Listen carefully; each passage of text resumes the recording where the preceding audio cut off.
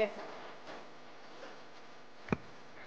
So I now hand over to Sharani Garu for this mindset session. The mic is not.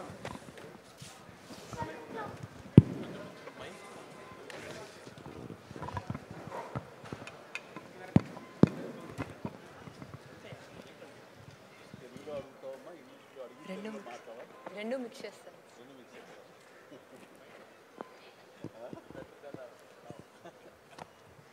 A very good evening to everyone, and I'm extremely grateful to both of you, sir. So both of you have been legendaries in your respective fields. So I would like to thank you, CBN Garu, and at the same time Chiranjeevi Garu, for coming here and gracing my book launch.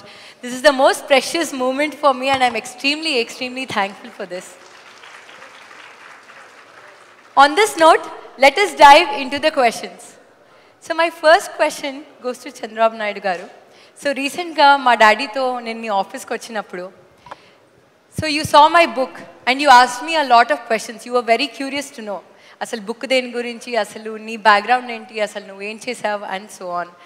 So మీరు first నా book title చూసినప్పుడు, that is mindset shift, small changes, big impact. So what was your first impression? First impression, నువ్వు నా దగ్గరికి వచ్చినప్పుడమ్మా మిమ్మల్ని ఇంకా కూడా చిన్నపిల్లలుగానే చూశాను. నారాయణ గారంటే నాకు ఎప్పటి నుంచో పరిచయమే కాకుండా ఒక ప్రత్యేకమైన అభిమానం. దానికి అనేక కారణాలు ఉన్నాయి. అలాంటి సందర్భంలో మిమ్మల్ని చూశాను, కానీ మిమ్మల్ని అదే మరిగా మీ సిస్టర్ గారిని చూస్తున్నాను, కానీ మీరు కూడా ఇంత పెద్ద ఎత్తున పైకి ఎదిగారని ఫస్ట్ టైం నాకు అనిపించింది. ఆశ్చర్యపోయాను. ఎందుకంటే మీరంతా కూడా ఇంకా తండ్రి చాటున ఇంకా రన్ చేస్తున్నారు వ్యవస్థ అనుకున్నాను, కానీ మీకంటూ ఒక ప్రత్యేకంగా ఒక ఆలోచనే కాకుండా ఒక ఆచరణలో పెట్టారంటే, నేను దగ్గర 45 సంవత్సరాల్లో ఏదైతే ప్రాక్టీస్ చేస్తున్నానో నువ్వు చాలా చిన్న వయసులోనే ఆ పని చేసావు. దానికి మనస్ఫూర్తిగా అభినందనలు. Congratulations. I wish all the best. Thank you so much sir.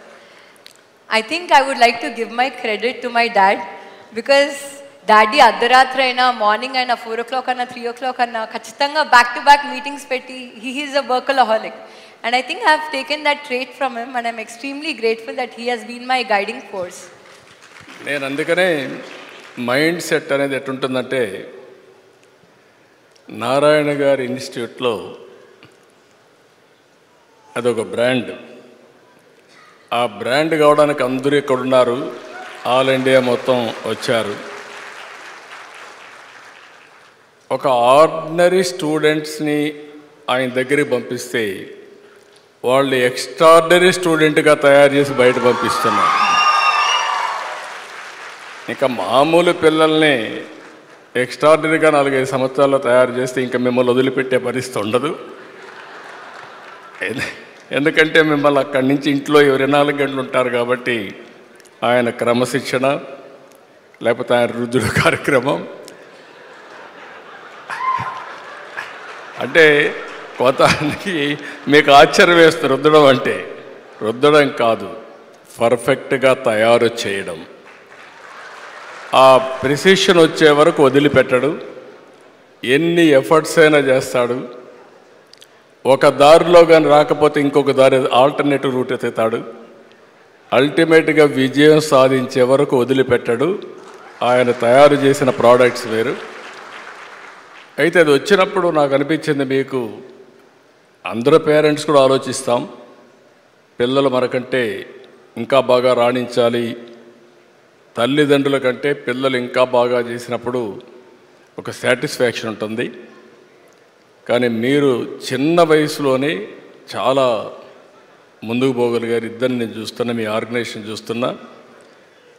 అప్పుడప్పుడు నారాయణ గారు అనేవారు, నేను నారాయణ ఇన్స్టిట్యూట్లో ఉంటే ఇంకా బెటర్గా ఉంటుందని.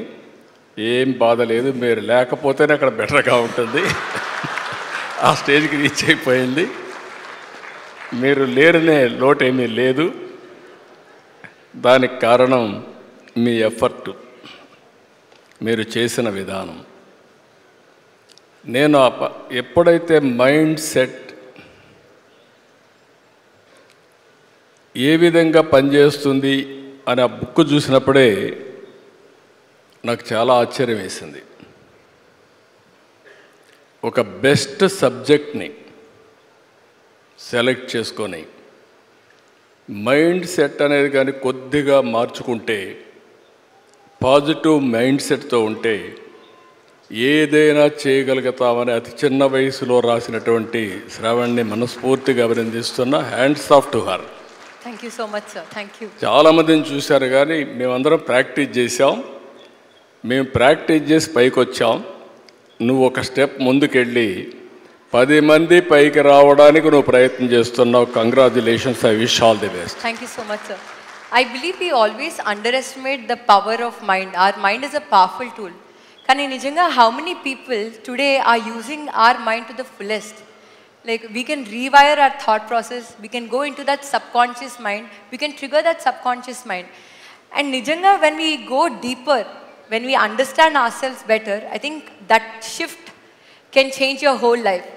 And that is the background behind why I wrote this book, because I believe చిన్నప్పటి నుంచే we'll have so many insecurities. నన్ను చిన్నప్పుడు చూసుంటే I was obese, I was dark, నాకు చాలా స్టేజ్ ఫియర్ ఉండేది. నాకు భయం వేసేది యాక్చువల్లీ ప్రెస్ మీట్స్. డాడీతో ఇనిషియల్గా నేను ప్రెస్ మీట్స్కి వచ్చినప్పుడు, మా అక్కతో వచ్చినప్పుడు మా అక్క చాలా బాగా మాట్లాడేది. Every time I had insecurities and నేను how can I prove myself better అని I went into a negative mode. కానీ ఎప్పుడైతే ఆ నెగిటివ్ మోడ్ని నేను పాజిటివ్గా తీసుకొని I have gotten a lot of learnings from that. Then I understood myself better. So that was a experience for me in a lifetime. So my next question is to Chiranjeevi Garu. So initially, నేను మీ దగ్గరకు వచ్చినప్పుడు when I showed you this book is Mindset Shift, sir, I was very amazed to see you have a lot of knowledge. మీరు NLP గురించి, Richard Bandler గురించి చెప్పారు. You said you went to London to witness that session about Spobia. I mean, you know all these techniques. Maybe our wordings telidemo, but you know the techniques. And I was very amazed to understand that you spend a lot of time with yourself, understanding yourself. So how important has been that spending time with yourself? And dani valla asalu elanti upayogam undi?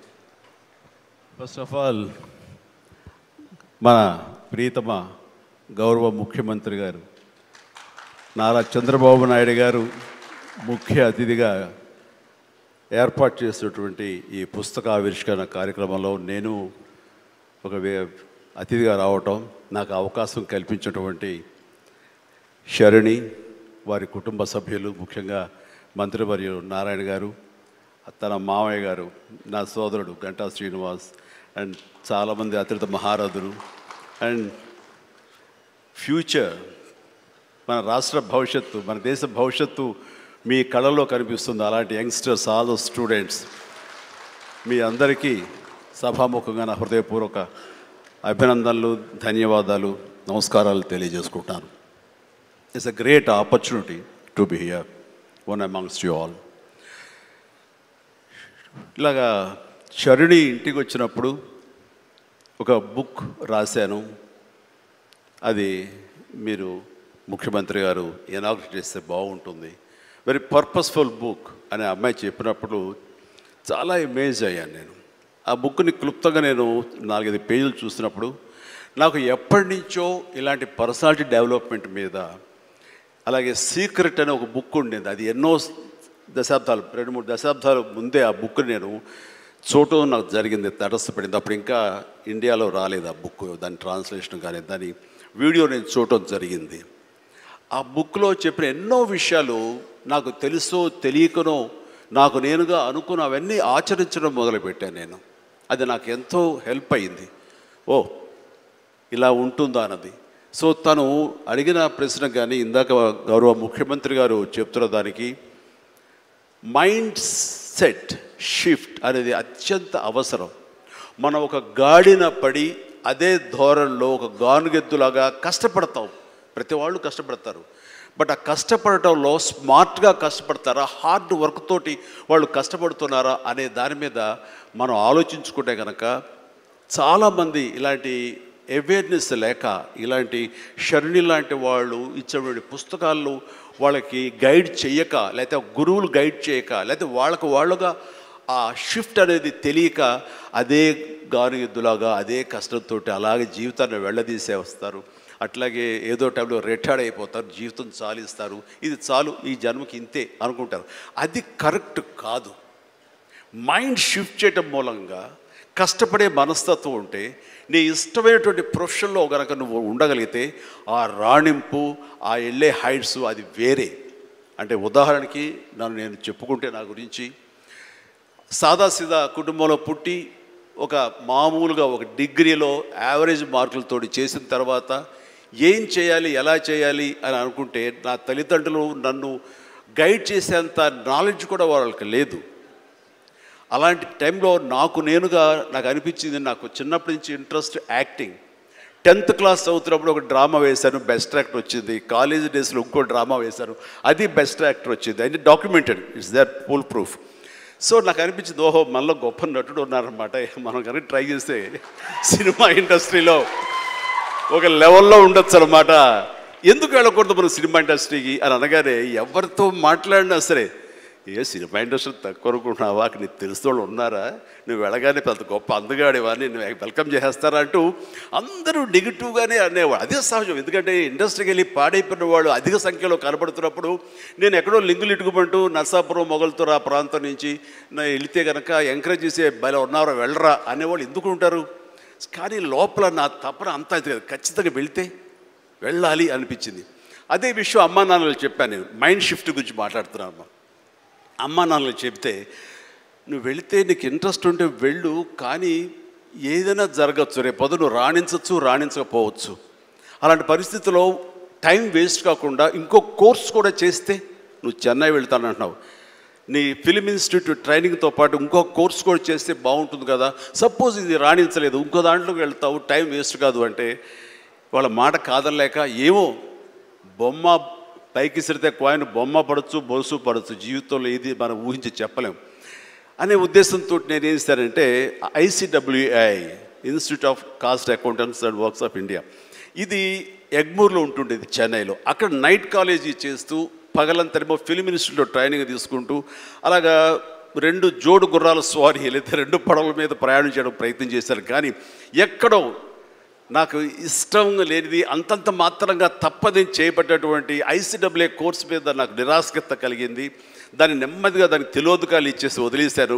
ఆ తర్వాత film ఇన్స్టిట్యూట్లోనే నేను ఏమైనా చేయాలి, చావో రేవో బతుకో చావు ఇక్కడే ఉండాలి, మనం ఇందులో చేయాలి. ఎప్పుడైతే నేను ఒక డెసిషన్ తీసుకున్నానో నన్ను నేను ప్రూవ్ చేసుకోవడానికి నేను కష్టపడి పనిచేయాలి, నేను ఇందులో సాధించాలి, ఏమైనా అయ్యి తీరాలి అంటూ చాలా స్ట్రాంగ్గా నేను అనుకున్నాను. లేకపోతే నాకు జీవితం లేదు అనుకున్నాను.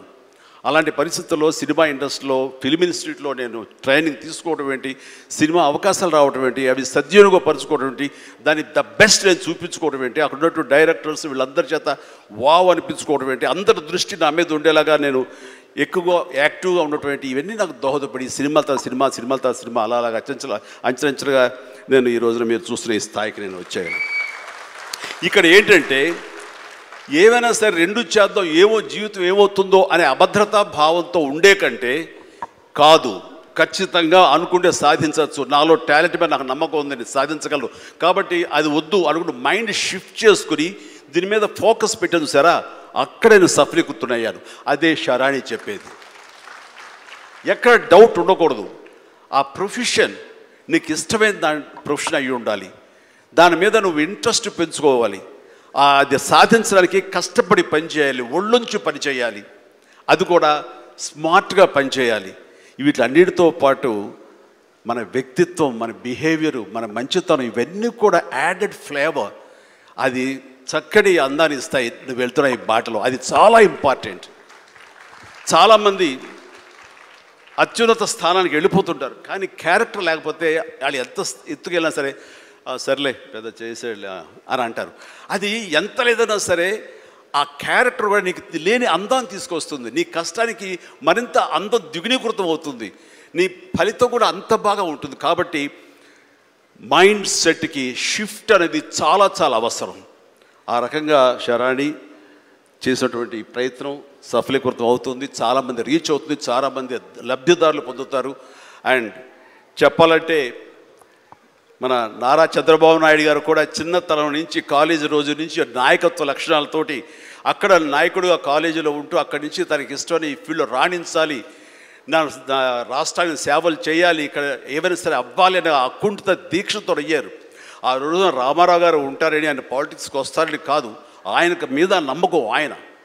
అట్లా ఏ మారుమూలు ఉన్నా నేను ఎట్లయితే యాక్టింగ్ మీద నా నమ్మకంతో నేను ఎలా ఉన్నానో అలాగే నాయకత్వ లక్షణాలతోటి పాలిటిక్స్లో రావాలి, రాణించాలి, ఇతోధికంగా ఎంతో సేవలు చేయాలని అనుకున్నారు. కాబట్టి నాయకుడిగా, స్టూడెంట్ నాయకుడిగా, విద్యార్థి నాయకుడిగా ఉన్న ఆయన పాలిటిక్స్లో రావడం ఏంటి అనుకోని పరిస్థితుల్లో అవకాశాలు వస్తే వాటిని చేజిక్కించుకుని వాటిని ఆసరాగా తీసుకుంటూ అంచెలంచెలుగా ఎదుగుతూ ఈ రోజున మనం చూసేటువంటి అద్భుతమైనటువంటి ఒక మహానాయకుడిగా ఎదిగారు. ఆయన దిశానిర్దేశంలో, ఆయన నాయకత్వంలో హైదరాబాద్ దగ్గర నుంచి ప్రతి నగరం, అంటే ఫస్ట్ ఇండియాలో ఆఫ్టర్ బెంగళూరు మళ్ళీ అలాంటి ఐటీ నగరంగా, అంటే ఎంత విజనరీ అంటే ఫ్యూచర్లో ఇది డెఫినెట్గా ఈ రోజున మనం అనుకుంటున్నాం డిజిటలైజేషన్ ఆ రోజున అంత ఉధృతంగా లేదు, అలాంటి దాన్ని అవి తీరుతుంది ఆయన అన్నారే. ఆయన మైండ్ సెట్ ఆ రోజున అలా షిఫ్ట్ చేసుకుని దానికి కట్టుబడి ఉన్నారు. కాబట్టి ఈ రోజున ఐటీలో కానివ్వండి, అతను డిజిటలైజేషన్లో కానివ్వండి, ఇదిగో ఈ రోజున ఏఐలో కానివ్వండి, ఆ స్థాయికి వెళ్ళటానికి నాంది పలికినటువంటి పాయనీర్ మన చంద్రబాబు నాయుడు గారు. సో ఇలాంటి నాయకుల మైండ్ సెట్ షిఫ్ట్ అవ్వడం అన్నది ఎంతగా అభివృద్ధిలోకి ఎంత ఇదిగా ఉందో మనం తేటతెల్లంగా చూస్తున్నాం. కాబట్టి it's a wonderful subject, Sharni. I do appreciate. All the very best. Thank you so much, sir. One takeaway I can take from our conversation today is redefining obstacles as learning opportunities. I'm sure CBN sir and Chiranjeevi sir, meedaru you'll agree with me that life lo manam enno challenges edurkuntam. Kam eppudaithe aa challenges nunchi manam positive learnings teeskuntamo, there is a scope for growth and there is a scope for learning more. So that enthusiasm, that ambition, so ఎప్పుడైతే ఆ takeaways నిజంగా pure from heart ఉంటాయో you can excel more in life. I think that's one takeaway that I have got from your conversation sir. Sir my next question is to you sir. So మనకు జనరల్గా పొద్దున్న లేచినప్పటి నుంచి night పడుకునే లోపల we have so many thoughts, positive and negative. కానీ one thought is enough to generate one task. So one thought నుంచి ఒక యాక్టివిటీ అన్నా టాస్క్ అన్నా ఉంటుంది. ఆ one activity are task if you follow it for 21 days it becomes a habit and that is called habit formation. So I want to know from you, do you have any thoughts that have transformed into habits, and if you do, how is it useful in your life? ఇక్కడ మనం అందరం కూడా తెలిసి కానీ తెలియకుండా కానీ కొన్ని leadership qualities buildup చేసుకుంటాం. ఇప్పుడే చిరంజీవి గారు చెప్పారు, ఆయన లైఫ్లో ఒక యాంబిషన్, అది ఒక సంకల్పం. ఆ సంకల్పమే నేను నటుడు కావాలి అనే సంకల్పం ఆయన మైండ్లో పడింది. అక్కడి నుంచి ఆయన జీవితంలో ఒక పాజిటివ్ మైండ్ సెట్ డెవలప్ చేసుకున్నాడు. ఎన్ని సవాళ్ళు వచ్చినా ఆయన గోల్ ఈ సెట్, ఆ గోల్ రీచ్ అయ్యే వరకు నిరంతరం పనిచేశాడు. ఒక మాటలో చెప్పాలంటే ఎన్టీ రామారావు గారు ఉన్నంత వరకు ఈయన ఒక స్థాయిలోకి వచ్చారు. ఎప్పుడైతే సినిమాలో నుంచి ఆయన రాజకీయాల్లోకి వచ్చారో ఈయన అక్కడి నుంచి ఆకాశం ఎత్తి ఎదిగే పరిస్థితికి వచ్చారు. అంటే దానికి కారణం ఏంటంటే ఒక మహానటుడు ఉన్నాడు, అప్పుడే నటుడుగా ఉన్నాడు. ఎన్టీ రామారావు గారు లేనప్పుడు చిరంజీవి గారి ఎవరి హీరోగా మహానటుడుగా తయారయ్యారంటే అది ఒక అవకాశం. ఇప్పుడు నేను కూడా ఉన్నాను. నేను రాజకీయ నాయకుడు కావాలనుకున్నాను. నేను యూనివర్సిటీ చదువుకుంటున్నాను. చదువుకున్నప్పుడు చాలా ఆలోచనలు వచ్చాయి, ఏం చేయాలి అనుకుని. చాలామంది నాకు సజెస్ట్ చేశారు, బాగా చదివితే ఐఏఎస్ అవుతామని. నేను అనుకున్నాను ఐఏఎస్ అయితే 10 మందిలో నేను ఒకడినని చెప్పి. మా వైస్ ఛాన్సలర్ పిలిచి లెక్చర్ పోస్ట్ ఇస్తాను, జాయిన్ అవుతారా అన్నాడు. I said no. ఏంటి కారణం అన్నా, నేను ఎమ్మెల్యేగా పోటీ చేస్తున్నాను, ఎమ్మెల్యేగా అవుతాను, తర్వాత వచ్చి మిమ్మల్ని కలుస్తానన్న. అంత నమ్మకం ఉందా అన్నాడు. తప్పకుండా గెలుస్తానని చెప్పి వెళ్ళాను. అంటే ఒక నమ్మకం, ఒక సంకల్పం. నేను ఎమ్మెల్యే అయ్యాను ఫస్ట్ టైం. నేను మంత్రి కావాలనుకున్నాను. మంత్రి కావాలనుకుంటే చెన్నారెడ్డి గారు మాకు ముఖ్యమంత్రి. అప్పుడు చెన్నారెడ్డి తిరిగిపోయి నాకు మంత్రి పదవి ఇవ్వమని మా వాళ్ళందరూ అడిగారు. నన్ను చూసి పైకి కిందికి చూశాడు. ఎందుకంటే చెన్నారెడ్డి గారు ఎప్పుడు కూడా చాలా స్ట్రాంగ్గా ఉండేవాడు. పైకి కిందికి చూసి, నిన్నటి వరకు యూనివర్సిటీలో ఉన్న స్టూడెంట్గా ఇప్పుడే గెలిచి వచ్చావు, అప్పుడే నువ్వు మంత్రి అయిపోవాలనుకుంటున్నావు, ఇది ఎక్కడ న్యాయం అని చెప్పి కొంచెం ఇచ్చేసాడు. నేను అన్నా, నాకు మెరిట్ ఉంటే ఇవ్వండి, నేను ఎంఏ చదువుకుందాను, పిహెచ్డి కూడా చేస్తూ వచ్చారు ఇక్కడికి, మెరిట్ ఉంటే ఇవ్వండి అని చెప్పేసి ఛాలెంజ్ చేసి వచ్చాను. 2 ఇయర్స్లో మంత్రి అయ్యాను. ఎందుకు నేను ఇవన్నీ చెప్తుందంటే, ఒక స్టెప్ మనం వేస్తే ఇంకొక స్టెప్ కలిసి వస్తుంది.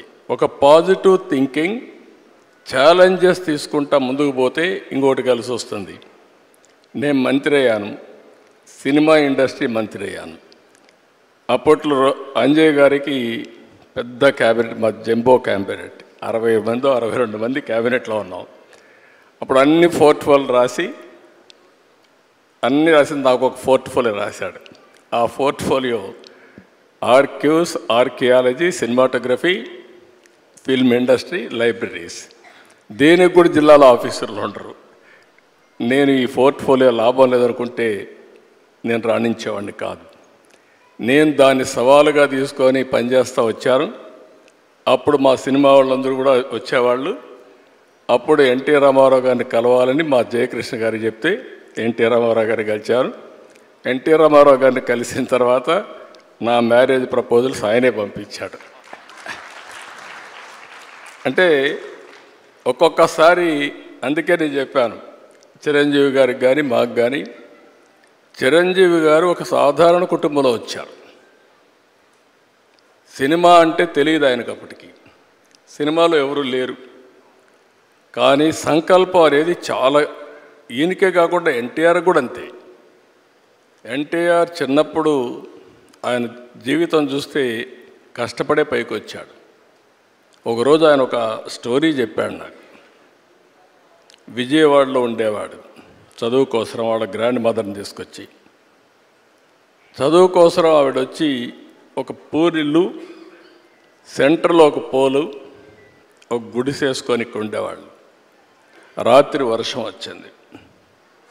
వర్షం వస్తే గాలి కూడా, ఇక్కడ అప్పుడప్పుడు తుఫాన్లు వస్తాడు, గాలి కూడా కొట్టింది. ఆ ఇల్లు పడిపోతే ఇల్లు లేదు. రాత్రంతా ఆ పోల్ పట్టుకొని కూర్చున్నాడు. మార్నింగ్ వరకు నిలబెట్టుకున్నాడు. అంటే ఒక మనిషి యొక్క దృఢ సంకల్పం ఏ విధంగా పనిచేస్తుందో వారి జీవితమే ఒక ఉదాహరణ. అది ఆయన జీవితంలో జరిగిన నిజమైన సంఘటనలు ఇలాంటివి చూస్తే ఒక సంకల్పంతో ముందుకు పోయారు. అందుకే ఇప్పుడు కాదు, రేపు కాదు, ఎప్పటికైనా సరే చిరంజీవి గారికి ఉండే పేరు చిరంజీవి గారికి ఉంది. పౌరాణిక పిక్చర్లో మళ్ళీ ఎవరన్నా రాణించాలంటే ఎన్టీఆరే పుట్టి మళ్ళా నటిస్తే తప్ప వేరే వాళ్ళకి సాధ్యం కాదు. రాజకీయాల్లో కూడా ఆయన ఉండింది చాలా తక్కువ సమయం, 12 సంవత్సరాలు. ఒక చరిత్ర సృష్టించారు. అంటే ఆ సంకల్పం అనేది అలాంటి సంకల్పం. అందుకని మీరు చెప్పినప్పుడు అందరికి కూడా ఒకటే నేను విజ్ఞప్తి చేస్తున్నా, పాజిటివ్ థింకింగ్ ఈజ్ ఇంపార్టెంట్. ప్రతి ఒక్క వ్యక్తికి ఛాలెంజెస్ రాకుండా ఉండవు, లైఫ్లో క్రైసిస్ రాకుండా ఉండవు. నాకైతే నా జీవితంలో దేశంలో ఏ రాజకీయ నాయకుడు ఫేస్ చేయలేని క్రైసిస్ ఫేస్ చేశా. ప్రతి ఒక్క సంక్షోభాన్ని ఒక అవకాశంగా తీసుకున్నా, అక్కడి నుంచి ఇంకా పైకి లేసి వచ్చాను తప్ప ఎక్కడా ధైర్యపడలేదు. అలాంటి చేయగలిగితే ఆకాశమే హద్దుగా ఎదిగే పరిస్థితి వస్తుంది. ఒక మహాత్మా గాంధీ, ఒక సాధారణ కుటుంబం, ఒక అంబేద్కర్ గారు, ఒక మామూలు కుటుంబం. ఇప్పుడు మనమైనా బెటర్. అంబేద్కర్ గారిని చూస్తే అంటరానితనం, చాలా అవమానాలు అన్ని భరించి కడాన జీవితంలో మీరు చూస్తే ఒక రాజ్యాంగాన్ని రాసి చిరస్థాయిగా భావితరాలకు ఆదర్శంగా ఉండిపోయే పరిస్థితికి వచ్చారంటే అది ఆయన యొక్క మైండ్ సెట్, ఆయన అవలంబించిన విధానం, ఇలాంటి చెప్పుకుంటూ పోతే అబ్దుల్ కలాంను మొన్నే చూసాం. ఒక ఆర్డినరీ పర్సన్, ఒక ఎక్స్ట్రాడినరీ మైండ్ సెట్తో ముందుకు పోయాడు. దేశం మెచ్చే అధ్యక్షుడయ్యే పరిస్థితికి వచ్చాడు. I'm very happy. ఛాలెంజెస్ వస్తూ ఉంటాయి. ఇక్కడ కూడా నారాయణ ఇన్స్టిట్యూట్ చూస్తున్నాను. ఎవ్రీ ఛాలెంజ్ని ఒక ఆపర్చునిటీగా కన్వర్ట్ చేసుకుంటున్నారు. And you are growing further and further. I'm very happy for that. Thank you so much, sir. Your life has always been an inspiration and there's so much to take away. So one last question, sir. Meeru ee roju secretariat lo you have conducted a orientation session for all your officers on AI and machine learning. So mee daggara chaala mandi officers panchestu untaru.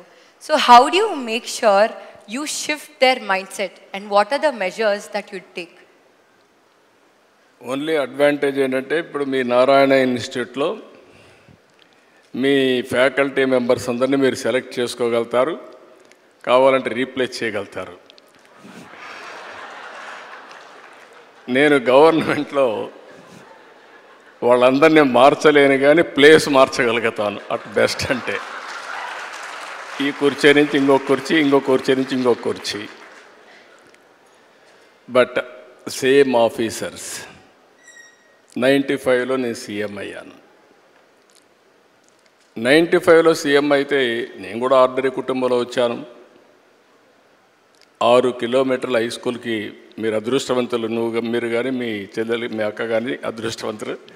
ఇంట్లో నారాయణ గారు బాగా మీకు అన్నీ చేయగలిగారు.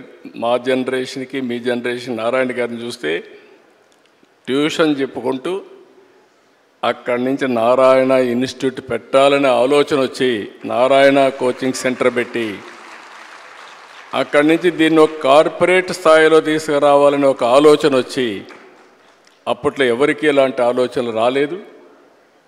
విద్య కూడా, education కూడా ఒక society ద్వారా ఇన్ని రాష్ట్రాల్లో ఇవ్వగలుగుతామని నిరూపించిన వ్యక్తి నారాయణ. అదే ఆయన సంకల్పం. మీరు అన్నట్టు ఆ రోజుల్లో నాకు కూడా ఈ సమస్యలన్నీ ఉన్నాయి మా ఆఫీసర్స్లో. ఆఫీసర్స్కి అయితే అప్పుడు ఐటీ అంటే తెలియని వాళ్ళు మొత్తం. అలాంటి సమయంలో నేను హైటెక్ సిటీ కట్టాలనుకున్నాం. ఆ హైటెక్ సిటీకి బ్రెయిన్ స్టార్మింగ్ అంతా చేసిన తర్వాత ఇదే మరి అందరం కూర్చొని ఆలోచించాం. ఏ విధంగా పెట్టాలంటే డబ్బులు కూడా లేవు, మనం పెట్టలేమంటే పీపీపీ మోడల్లో ఫస్ట్ టైం పబ్లిక్ ప్రైవేట్ పార్ట్నర్షిప్లో ఎల్ఎన్టీ ద్వారా కట్టించాం. ఒక్క పైసా డబ్బులు ఖర్చు పెట్టలేదు, ఆ భూమి మాత్రం ఇచ్చాం. అది అయిన తర్వాత హైదరాబాద్లో ప్రతి ఒక్క కంపెనీ తీసుకొచ్చారు. మేము ఇచ్చింది భూమి మాత్రం ఇచ్చాం. ఈరోజు హైదరాబాద్ దేశంలో హైయెస్ట్ పర్ క్యాపిటల్ ఇన్కమ్ ఉందంటే ఆలోచనలు నాది, అమలు చేసింది అధికార యంత్రాంగం. ఆ రోజు కూడా మా సెక్రటరీలు వచ్చేవారు, నిద్రలేస్తానే వచ్చేవారు, వేరే వేరే ఆలోచనలు తెచ్చేవారు. నేను దానికి ఒక షేప్ ఇచ్చేవాడిని, చేయించాం. ఆ రోజు హైటెక్ సిటీ ఐటీ మాట్లాడాను. మైండ్ షిఫ్ట్ అన్నారు మీరు. దానివల్ల ఐటీ ఒక స్లోగన్ ఇచ్చాను, ప్రతి ఒక్క ఇంటికి ఒక ఐటీ ప్రొఫెషనల్ ఉండాలి అని ఆ రోజు స్లోగన్ ఇచ్చాను. దాంతో చాలామంది పల్లెటూరు నుంచి వచ్చి బాగా చదివించి ఐటీ చదివించారు. అందులో నారాయణ గారిని ఇంకా అన్ని విద్యా సంస్థలను ఆ రోజు నేను ఎంకరేజ్ చేశారంటే నాకు ఒక స్వార్థం ఉండేది. ఐఐటీలో అప్పుడు చాలా అడ్మిషన్స్ వచ్చేటివి కాదు, మనకు 1% కూడా వచ్చేది కాదు. నేను వీళ్ళందరినీ పిలిపించి ఒకటే అడిగాను, మీకు ఏం కావాలని ఇస్తాను, ఆంధ్రప్రదేశ్ ఐఐటీలో నెంబర్ 1గా ఉండాలి, మీరు ఏం చేస్తారో చేయమని చెప్పి కోరాను. అట్ వన్ స్టేజ్ తెలుగు రాష్ట్రాల నుంచి 20% ఐఐటీకి వచ్చేసారు. ఇంకొక స్టేజ్కి పోతే బిట్స్ పిలానీలో 70% 65% తెలుగు వాళ్ళే ఉన్నారు. వాళ్ళకి అర్థం కాలేదు, వీళ్ళేంటి మరుగు వచ్చేసారు, ఎట్లా వస్తున్నారు వీళ్ళని. అది చూసి ఎగ్జామ్స్ ఇవన్నీ మార్కులంతా వీళ్ళు మ్యానిపులేట్ చేస్తున్నారనే ఉద్దేశంతో వాళ్ళు ఓన్ సిస్టమ్ పెడితే అప్పుడు కూడా 60% 70% వచ్చారు. అంటే అలాంటి టెక్నిక్స్ అని నారాయణ ఇలాంటి వాళ్ళందరూ నేర్పించి మన పిల్లలకి బ్రహ్మాండంగా తీర్చిదిద్దారు.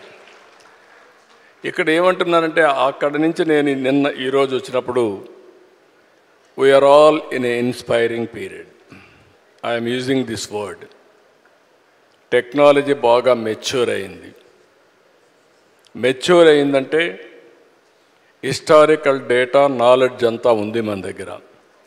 ఇప్పుడు ఏఐ వచ్చింది. అదే మాదిరిగా satellite, drone, CCTV camera, IoT, sensors, లేదంటే వేరబుల్స్ ఇవన్నీ వచ్చేసాయి. రియల్ టైం డేటా వస్తుంది, నాలెడ్జ్ ఉంది, ఏఐ టూల్స్ వచ్చాయి. ఇప్పుడు క్వాంటమ్ కంప్యూటింగ్కి వెళ్తున్నా. ఆ రోజు హైటెక్ సిటీ కట్టా. ఇప్పుడు క్వాంటమ్ వ్యాలీ అమరావతిలో తొందరలోనే స్టార్ట్ చేస్తున్నాం. చాలామందికి అప్పుడు హైటెక్ సిటీ అంటే ఐటీ అంటే అర్థమయ్యేది కాదు. ఇప్పుడు క్వాంటమ్ కంప్యూటర్ అంటే ఏంటని అడుగుతున్నారు. ఇప్పుడు కంప్యూటింగ్లో 1000 times ఫాస్టర్గా చేయగలిగేది క్వాంటమ్ కంప్యూటింగ్. అలాంటి క్వాంటమ్ కంప్యూటర్స్ పెట్టి భవిష్యత్తులో ఏఐ కూడా ఒక పిలిపిచ్చాను. ప్రతి ఒక్క ఇంట్లో ఒక ఏఐ ప్రొఫెషనల్ ఉండాలి. యూస్ కేస్ అన్న తయారు చేయాలి, లేకపోతే ఏఐ అన్న వాడుకోవాలి అని ఒక పిలిపిచ్చాను. నా ఆలోచన ఒకటి, 2047కి భారతదేశంలో అగ్రజాతిగా ఎక్కువ ఆదాయం వచ్చేవాళ్ళు ఎవరంటే దానికి తెలుగువారు చిరునామాగా ఉండాలనేది నా ఆలోచన. రెండోది, ప్రపంచంలోనే నాలెడ్జ్ ఎకానమీలో ఇన్ఫ్లుయెన్షియల్ పర్సన్స్గా తెలుగు వాళ్ళు ఉండాలని నా ఆలోచన. ఇది ఉండాలని ఆలోచన పెట్టుకుంటే లాభం లేదు. మీరు కూడా ఏ విధంగా అయితే నిర్దిష్టమైన ఒక టార్గెట్స్ పెట్టుకున్నారో నేను కూడా ఒక టార్గెట్ పెట్టుకున్నా. అందుకని ఈరోజు ఏఐ అనేది రియాలిటీ. మా ఆఫీసర్స్ అందరికీ కూడా ఏఐ నేర్పించాలనే ఉద్దేశంతోనే క్లాసులు పెట్టాం. నేర్చుకుంటారా అంటే చాలామంది ఫాలో అవుతారు, కొంతమంది అని నేర్చుకుంటారు. వన్స్ ఆ ఎకో సిస్టమ్ క్రియేట్ చేస్తే ఈరోజు ఇక్కడ మీరు నారాయణ ఇన్స్టిట్యూట్లో ఎట్టయితే ప్రతి ఒక్కసారి ఆల్ టీచర్స్ అంతా రేటింగ్ కానీ మానిటరింగ్ కానీ పర్ఫెక్ట్గా సిస్టమ్స్ ఉంటాయి మీకు. మేము కూడా గవర్నమెంట్లో అది తయారు చేయగలిగితే ఆటోమేటిక్గా కాంపిటీషన్ స్టార్ట్ అవుతుంది. నిన్న మొన్న మీరు చూసుంటారు, మీరు ఏ సిస్టమ్స్ అయితే ఫాలో అవుతున్నారో మేము కూడా వాట్సాప్ గవర్నెన్స్ ద్వారా మీరు ఏ ఆఫీసుకు పోయే పని లేకుండా ఏ పని కావాలన్నా, ఏ రిజల్ట్ కావాలన్నా, ఏ సర్టిఫికేట్ కావాలన్నా రియల్ టైంలో ఇచ్చే పరిస్థితికి వచ్చాం. 270 సర్వీసెస్ ప్రొవైడ్ చేస్తున్నాం. అనదర్ 4 monthsలో 1000 సర్వీసులు ఇస్తాం. ఏ వ్యక్తి ఏ ఆఫీసుకు పోయే పని లేదు, మీరు టైప్ కూడా చేసే పని లేదు. హాయ్ అని మీరు ఏదైతే మేము ఇచ్చిన నెంబర్ కొట్టి మీకేం కావాలనో చెప్తే ఆ పని చేసి మళ్ళా మీకు సమాధానం చేసే పరిస్థితి తీసుకొస్తాం. మేము మీ ప్రైవేట్ సెక్టర్లో ఎట్లయితే మీరు కంపీట్ చేస్తున్నారో మీకంటే ఇంకా ఎఫెక్టివ్గా చేయాలని మైండ్ సెట్ షిఫ్ట్లో ఈరోజు గవర్నమెంట్ ఉంది. But it is possible, everything is in our hands. అది ఆ ప్రాక్టీస్, పాజిటివ్ మైండ్ సెట్తో మనం పోతే ఏదైనా చేయగలుగుతాం. That's amazing to know, sir. I can see a lot of passion in your journey. So ఎప్పుడైతే ఒక మనిషికి dedication, consistency and never give up attitude ఉంటుందో ఖచ్చితంగా వాళ్ళ మైండ్ సెట్ స్ట్రాంగ్ ఉంటుంది and they will become successful in life. Chiranjeevi sir, my last question is to you, sir. So I want to ask you if you want to share one powerful message that will help in rewiring everyone's mindset. Yes, జీవితం అన్నది cake walk కాదు, పూల పాన్పు కాదు. ప్రతి క్షణం ప్రతి చోట ఇందాక మీరు అన్నట్లుగా అబ్స్టికల్స్ వస్తుంటాయి, ఆటంకాలు వస్తుంటాయి, ప్రతిబంధకాలు వస్తుంటాయి అండ్ ప్రతికూల పరిస్థితులు ఏర్పడుతుంటాయి. మనం గోల్ స్ట్రాంగ్ అనుకుంటాం, దానికి కావాల్సిన కష్టం పడుతుంటాం, దానికి కావాల్సిన అవకాశాలని మనం చేజెక్కించుకొని ముందుకు వెళ్ళటం కోసం అన్ని రకాలుగా మనం ప్రయత్నం చేస్తుంటాం.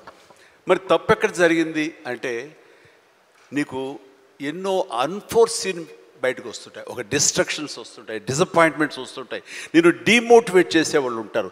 ఇలాంటి డీలు ఎన్ని ఉన్నా సరే దాన్ని ఢీ కొనాలంటే ఒక డిటర్మినేషన్ ఉండాలి. అది వెరీ మచ్ ఇంపార్టెంట్. అంటే బెదరకూడదు, మన ధ్యేయం చెక్కు చెదరకూడదు, అకుంఠిత దీక్షతోటి ముందుకు వెళుతూ ఉండాలి. నా విషయానికి వస్తే కనుక నేను వచ్చిన కొత్తలో డెఫినెట్లీ నన్ను డిసప్పాయింట్ చేసిన వాళ్ళు ఉన్నారు. నేను హీరోగా ఎదుగుతున్న సమయంలో, హీరోగా 4-5 సినిమాలు చేస్తున్న సమయంలో కొంతమంది ప్రొడ్యూసర్స్ నన్ను ఒక తక్కువ స్థాయి రౌడీ వేషాల కోసం అడిగారు. కొత్తలుడు అని, కొత్తపేట రౌడీ అని, అలా మోసగాడని ఇట్లాగా అడుగుతుంటే పెద్ద పెద్ద హీరో, నేను ఒక పక్క నుంచి మంచి హీరో వేషాలు వేస్తున్నాను. కొన్ని యాంటీ హీరో అయి ఉండొచ్చు, but hero lead man characters వేస్తుంటే ఎక్కడో డిసప్పాయింట్మెంట్ ఉంటుంది. అబ్బా ఏంటి నేను హీరోగా పాజిటివ్ క్యారెక్టర్గా, చట్టాన్ని కళ్ళు లేవు ఇలాంటి సినిమాల్లో హీరోగా చేస్తుంటే నన్ను చిన్న చిన్న రౌడీ వేషాలు ఏమంటున్నారు, నా జీవితం ఏమైపోతుంది, ఇలా కాదు కదా అని అనుకునే పరిస్థితి, వాళ్ళకి ఎదురు చెప్పలేని పరిస్థితి. కానీ లోపల ఒకటే ధైర్యం, ఎన్ని వేషాలైనా వేయనివ్వండి, ఎటువంటి వేషాలు వేయనివ్వండి, నేను ఖచ్చితంగా అలాంటి వాటి కోసం ఎదురు చూస్తాను, అలాంటి ఖచ్చితంగా వస్తాయని ఒక దీక్ష, ఒక నమ్మకం నాకు. ఆ నమ్మకం నిలబెట్టింది. అండ్ ప్రేక్షకులు, నేను చిన్న చిన్న విలన్ పాత్ర 2-3 సార్లు సినిమాలు వేసినా సరే అందరూ కూడా చమక్లా మరిచేవాడిని, ఆకర్షించుకునేవాడిని. ఇడెవడో భలే చేస్తున్నాడు, శబాష్, నెక్స్ట్ పిక్చర్ ఎత్తుంది చేయాలి, అండ్ ఇతను సాంగ్స్ బాగా చేస్తాడు, ఈ సాంగ్స్ పెట్టి ఇతను హీరోగా చేయాలంటూ ప్రేక్షకుల చేత నేను మనల్ని పొంది, ప్రేక్షకులు సినిమా ఇండస్ట్రీలో ఉన్నటువంటి ప్రొడ్యూసర్ని, డైరెక్టర్ని నన్ను ఖచ్చితంగా పెట్టుకుని తీసేలాగా చేశారు. కాబట్టి ప్రేక్షక దేవుళ్ళకి ఎప్పుడు నేను రుణపడి ఉంటాను. అది నా ఒక అధ్యక్ష. నా కాన్ఫిడెన్స్ వాళ్ళని రీచ్ అయింది. నేను చెప్పుకోకర్లా, నువ్వు చేసే చిన్న పాత్రని పెద్ద పాత్ర సరే, నువ్వు చేసే దాంట్లో నీ కన్విక్షన్, నీ యొక్క హావభావాలు, నీ హుషారు వాళ్ళని ఎక్కడో తెలియకుండా రీచ్ అవుతుంది. సైకిల్ కుర్రాడు అంటారు మనూరు పాండవులు, అది 5 మందితో పాటు నేను ఒక కుర్రవాడిని. వాళ్ళకంటే పెద్ద క్యారెక్టర్ నాకు లెంగ్త్ ఏమి లేదు, వాళ్ళకంటే స్ఫురద్రూపేం కాదు. కాకపోతే ఆ ఉన్న కొంచెంలో చముక్కలా మెరిసరికి ఎవడరా భలే ఉన్నాడు, వీడికి లైఫ్ ఉంది రోయ్ అలాగా అనిపించుకోనంటే, అదే నన్ను నేను ప్రొజెక్ట్ చేసుకోవడం, నన్ను నేను ఆవిష్కరించుకోవడం, నన్ను నేను బెస్ట్ అనిపించుకోవడంగా ఉంది. నిరంతరం అదే థాట్తో ఉండి, ఆ నమ్మకంతో ఉంటే ఖచ్చితంగా ఇలాంటి డీల్ ఎన్నొచ్చా సరే ధీటుగా ఢీ కొట్టగలం. ఇది నేను చెప్తాను. అంటే ఇంకా ప్రధానమైన ఉదాహరణ చెప్పాల్సి వస్తే, మహానాయకుడిని ఇక్కడ ఉన్నారు, అలిపిరి సంఘటనతో అక్కడి నుంచి పడి లెగిచి ఎంత డీమోటివ్ అయిపోవాలి, చావు తప్పి కన్నులు అట్టపోయినట్లుగా ఆ రోజున పరిస్థితి ఉన్నప్పుడు ఆ విజువల్స్ చూసి ఎక్కడ చెక్కు చెదరలేదు. ఆయన మానసిక స్థైర్యంతో ఉన్నారు. హాస్పిటల్కి వెళ్ళి ట్రీట్మెంట్ తీసుకుని వెంటనే మామూలుగా బయటకు వచ్చారు కానీ ఎక్కడ సరే బెసికారా, కొంచెం వెనక్కి తగ్గారా, ఆలోచన విధానంలో ఏంటిది అన్నారని ఏమీ లేదు. బ్రహ్మాండమైనటువంటి ఒక కన్విక్షన్ తోటి దీన్ని ఆయన ఎదుర్కొని నిలబడేటువంటి హీరో దాత్తత నేను ఆ రోజున చూశాను నాయుడు గారిలో. ఇలాంటివి వస్తుంటాయి, కానీ వీటిని మన కన్విక్షన్, మన నమ్మకం, మన మీద నమ్మకం ఖచ్చితంగా ముందుకు వెళ్ళిపోతుండాలి. మనల్ని ఆదరించే ప్రేక్షకులు లేదా రాజకీయంగా వస్తే ప్రజలు ఎప్పుడు మన యొక్క మంచిని, మనం చేసిన కృషిని, మన యొక్క ఇన్నర్ మన ఫీలింగ్ని, మన జెన్యూనిటీని, మన ఆనెస్టీని, నిజాయితీని ఖచ్చితంగా గుర్తించగలరు. మధ్యలో ఒక్కోసారి ప్రతికూల పరిస్థితులు వస్తాయి, బట్ వాటిని అధిగమించేలాగా వస్తుంది, మనకి రోజులు మంచి రోజులు వస్తాయని కన్విక్షన్ తెలితే కనుక అలాంటి అబ్స్ట్రకల్స్ని ఓవర్కమ్ చేయగలం. దానికి గాను నువ్వు నీ మానసిక ధైర్యాన్ని కోల్పోకూడదు. ఇక్కడ నిలబెత్తున్న నిదర్శనం చంద్రబాబు నాయుడు గారు. అది నేను చెప్పుకొచ్చేది. I can see that you have turned your challenges and hurdles in life as success stories and into success stories. And CBN gar journey or Chiranjeevi gar journey, I'm sure it's not easy. Kani prati okka mettu paikeltu unte, when we come out from those struggles and when we take those learnings, we create a legacy for ourselves, sir. So I'm truly honored to share this opportunity for both of you, and I'm sure everyone in the room will resonate with me. So thank you so much for giving me this lovely opportunity.